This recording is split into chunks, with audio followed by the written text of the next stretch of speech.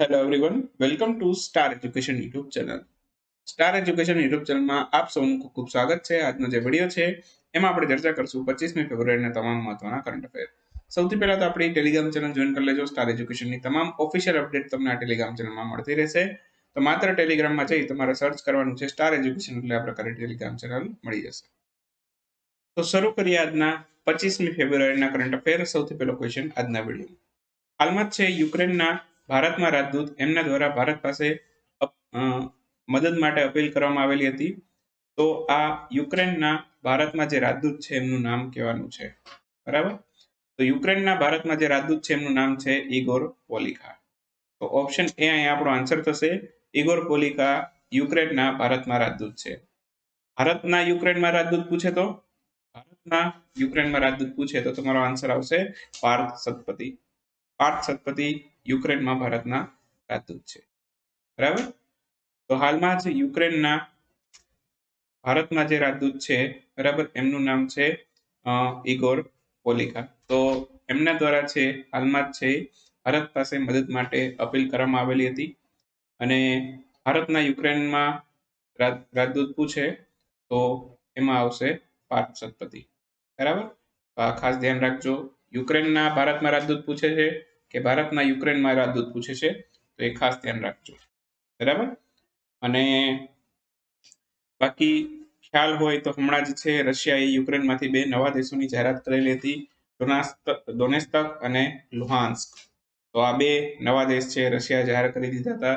બરાબર. અને ત્યારબાદ છે ગઈકાલે 24મી ફેબ્રુઆરી વહેલી સવારે છે રશિયાના રાષ્ટ્રપતિ વ્લાદિમીર પુતિન એમણે યુક્રેન વિરુદ્ધ યુદ્ધની પણ જાહેરાત કરી દીધેલી હતી. અને આખા વર્લ્ડની સ્ટોક માર્કેટ ક્રેશ પણ થઈ હતી તેના કારણે. બરાબર. તો હાલમાં રશિયા છે, રશિયાના રાષ્ટ્રપતિ વ્લાદિમીર પુતિન એમણે યુક્રેન વિરુદ્ધ યુદ્ધ જાહેર કરી દીધું છે. બરાબર. અને બાકી યુક્રેન વિશે કદાચ એક ક્વેશ્ચન એવો આવી શકે કે ભાઈ યુક્રેન છે એ દેશ ક્યારે બન્યો? તો સોવિયત યુનિયનમાંથી છે વિભાજન થઈ અને 1991 છે, 1991માં યુક્રેન છે સ્વતંત્ર થયું. બરાબર. યુક્રેન એક દેશ તરીકે દેશ ક્યારે બન્યું? તો કે 1991માં સોવિયત યુનિયનમાંથી વિભાજન થઈ. બરાબર. અને યુક્રેન એક દેશ બન્યું 1991. બરાબર. અને ત્યારબાદ આગળ વધશું. હાલમાં જ ભારતીય વાયુસેના એમના દ્વારા કયા સ્થળે કોબ્રા વોરિયર 22 નામનો એક યુદ્ધ અભ્યાસ છે એનું આયોજન કરવામાં આવેલું છે? આ કોબ્રા 22 નામનો યુદ્ધ અભ્યાસ છે ભારતીય વાયુસેના દ્વારા આયોજન કરવામાં આવેલો છે. અને આનું આયોજન છે ભારતમાં નથી કરવામાં આવેલું. આનું આયોજન થશે વેડિંગ્ટન, યુનાઇટેડ કિંગડમ ખાતે. તો યુનાઇટેડ કિંગડમ ખાતે આ યુદ્ધ અભ્યાસ છે એનું આયોજન થશે. કોબ્રા વોરિયર 22 નામનો જે યુદ્ધ અભ્યાસ છે, જે એક મલ્ટીનેશન યુદ્ધ અભ્યાસ છે, તેનું આયોજન ભારતીય વાયુસેના કરશે અને આનું આયોજન યુકેમાં થશે. યુકેમાં વેડિંગ્ટન ખાતે આનું આયોજન થશે. અને આની અંદર છે મલ્ટીનેશન યુદ્ધ અભ્યાસ છે, એટલે 2 થી વધારે દેશો ભાગ લેશે. આમાં ભારત અને યુકે તો ભાગ લેવાના જ છે. આ ઉપરાંત સાઉદી અરબ, સ્વીડન અને બલ્ગેરિયા પણ ભાગ લેશે. બરાબર. અને આમાં ભારતનું જે ફાઇટર જેટ પાર્ટિસિપેટ કરશે તો ભાગ લેશે એનું નામ છે તેજસ. તેજસ નામના 5 ફાઇટર જેટ છે આની અંદર ભાગ લેશે. બરાબર. અને આ યુદ્ધ અભ્યાસનું આયોજન થશે માર્ચમાં. 6 થી 27 માર્ચ દરમિયાન છે આ યુદ્ધ અભ્યાસનું આયોજન કરવામાં આવશે. બરાબર. બાકી થોડોક એક નાનકડો તફાવત જોઈએ. યુકે, બ્રિટન, ઇંગ્લેન્ડ, આમ તો આપણે ત્રણેયને સેમ જ માનતા હોય છે, પણ આ ત્રણેયમાં એક નાનકડો ડિફરન્સ છે. ઇંગ્લેન્ડ એની અંદર એક જ દેશનો સમાવેશ થાય છે જેનું નામ છે ઇંગ્લેન્ડ. બરાબર. જ્યારે આપણે બ્રિટન બોલીએ તો એની અંદર 3 દેશોનો સમાવેશ થઈ જાય. બરાબર. તો એમાં 3 દેશોમાં કયા કયા આવે? ઇંગ્લેન્ડ, સ્કોટલેન્ડ અને વેલ્સ. ઇંગ્લેન્ડ, સ્કોટલેન્ડ અને વેલ્સ. જ્યારે બ્રિટન બોલી ત્યારે આ 3 દેશોનો સમાવેશ થાય. અને આમાં તમે બ્રિટનની અંદર એક દેશ જોડી દો જે વધારાનો, ઉત્તરી આયર્લેન્ડ, તો એ બની જાય યુકે, એટલે કે યુનાઇટેડ કિંગડમ. તો આ યુનાઇટેડ કિંગડમની અંદર છે 4 દેશોનો સમાવેશ થઈ જાય. બરાબર. તો આ એક નાનકડો તફાવત છે. બાકી નોર્મલી છે આપણે યુકે, બ્રિટન અને ઇંગ્લેન્ડ ત્રણેયને સેમ જ માનતા હોઈએ છીએ, પણ આ એક નાનકડો ડિફરન્સ તમારા માટે છે, જાણકારી માટે. હાલમાં જ છે ભારતની કઈ કંપની દ્વારા માલદીવ્સમાં ઇન્ડિયા એશિયા એક્સપ્રેસ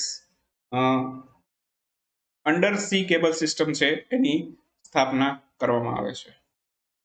તો આ જે કેબલ સિસ્ટમ છે એની સ્થાપના છે એ રિલાયન્સ જીઓ કરશે. તો આન્સર આવશે ઓપ્શન ડી.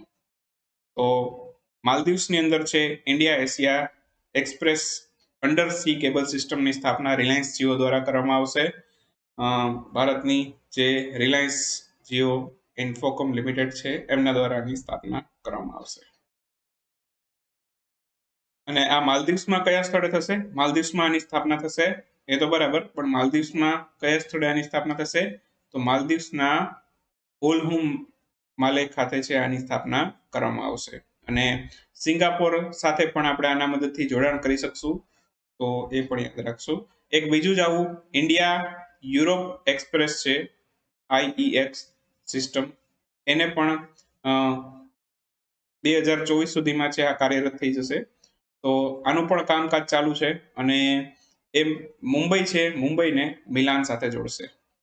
મિલાન ક્યાં આવેલું છે? મિલાન આવેલું છે ઇટલીમાં. આ એ જ મિલાન છે જ્યાં ઓલિમ્પિક રમતનું પણ આયોજન કરવામાં આવશે. બરાબર, વિન્ટર ઓલિમ્પિક હવે પછીના જે થશે 2026માં થશે, તો એ મિલાન અને કોર્ટિનામાં થશે. બરાબર, તો આ ઇટલીમાં આવેલું છે ને મુંબઈ અને ઇટલીને આ જોડે છે. તો આ India Europe express cable system છે, બરાબર, એ ઇટલીમાં ઉતરણ કરે છે. બરાબર, બાકી IEX છે 2023ના અંત સુધીમાં તૈયાર થઈ જશે અને IEX છે 2024ના મધ્ય ગાળામાં એટલે કે જૂન જુલાઈ આસપાસ છે તૈયાર થશે. તો આ પણ યાદ રાખશું. ચાલો, એના પછી છે ભારતીય સેનાની વ્હાઇટ નાઇટ કોર્પ, એમના દ્વારા કયા વર્ષમાં થયેલા યુદ્ધની જીતમાં સંદર્ભમાં છે નૌશેરા દિવસની ઉજવણી કરવામાં આવેલી? આ નૌશેરા દિવસ છે એ વ્હાઇટ નાઇટ કોર્પ દ્વારા ઉજવાયેલો. અને કયા વર્ષે થયેલા યુદ્ધની જીતમાં? તો કે 1947-48માં જે યુદ્ધ થયેલું હતું, તો એની યાદમાં છે આ નૌશેરા દિવસ ઉજવેલો. તો આ વાત એ સમયની છે જ્યારે ભારત આઝાદ થયેલું હતું, પાકિસ્તાન નવો દેશ બન્યો હતો ભારતમાંથી છૂટો પડીને. તો એ સમયે પાકિસ્તાન છે એની નીતિ એવી હતી કે ભાઈ ભારતના મોટા ભાગનો જે વિસ્તાર છે એના ઉપર હુમલો કરીને પોતાના દેશમાં સમાવી લઈએ. તો આવા પ્રયત્ન ઘણા કરેલા પાકિસ્તાને. તેમાંથી આ એક પાર્ટ હતો જમ્મુ કાશ્મીરના રાજૌરી જિલ્લાનો, અને ગામનું નામ હતું નૌશેરા. તો આ નૌશેરા નામના ગામમાં છે જે જમ્મુ કાશ્મીરના રાજૌરી જિલ્લામાં આવેલું છે, ત્યાં હુમલો કરવાનો પ્રયત્ન કરેલો પાકિસ્તાને. 1947-48ના સમયની વાત છે. ત્યારે ભારતીય સેનાની જે વ્હાઇટ નાઇટ કોર્પ છે એમણે પાકિસ્તાનને વળતો જવાબ આપેલો, જેમાં ભારતની જીત પણ થયેલી.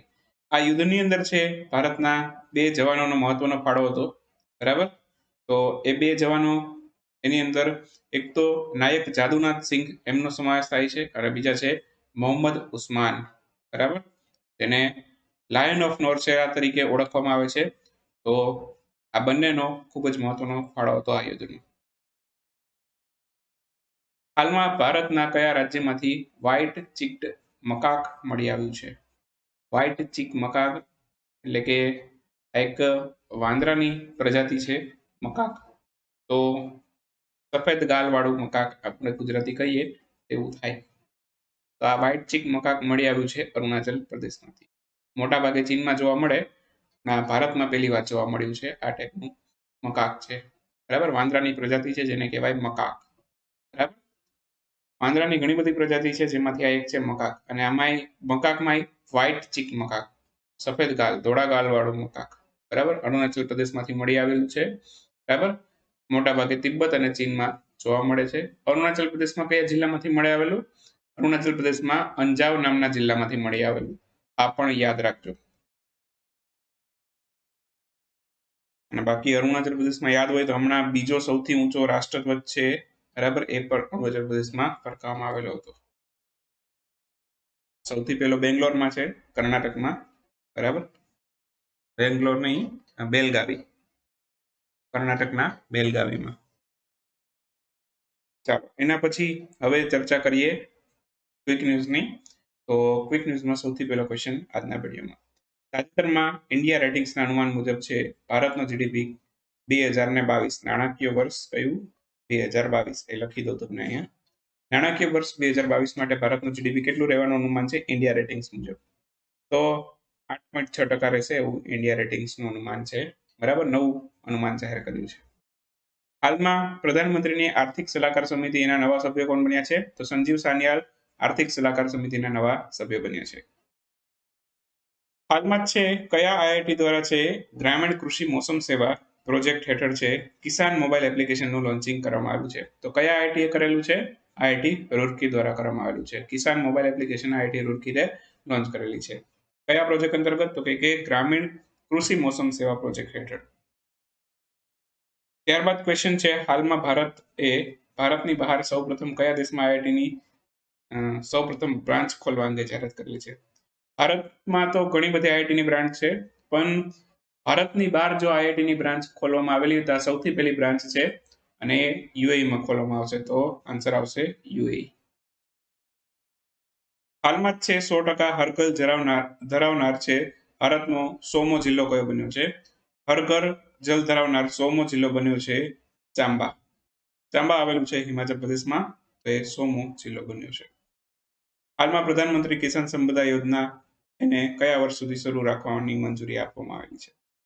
પ્રધાનમંત્રી કિસાન સંપદા યોજના છે માર્ચ 2024 સુધી યથાવત રાખવા અંગે મંજૂરી આપવામાં આવેલી છે. હાલમાં ભારતનું કયું આઈઆઈટી દ્વારા છે પાણીની સમસ્યાના સમાધાન માટે અને તેમજ મેનેજમેન્ટ માટે એક્વામેપની સ્થાપના કરવામાં આવી છે?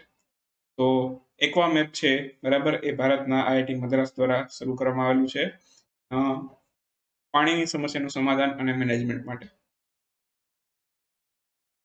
એના પછીનો ક્વેશ્ચન છે મહિલાઓ માટેની આઈપીએલ છે એને કયા વર્ષ સુધીમાં શરૂ કરવા અંગેની યોજના બનાવવામાં આવી રહી છે? તો મહિલાઓ માટે જેમ કેમ અત્યારે પુરુષો માટે આઈપીએલ છે 2008 થી આપણે જોતા આવીએ છીએ બરાબર, તો એવી જ રીતે મહિલાઓ માટે પણ આઈપીએલ ની શરૂઆત થશે 2023 થી બરાબર.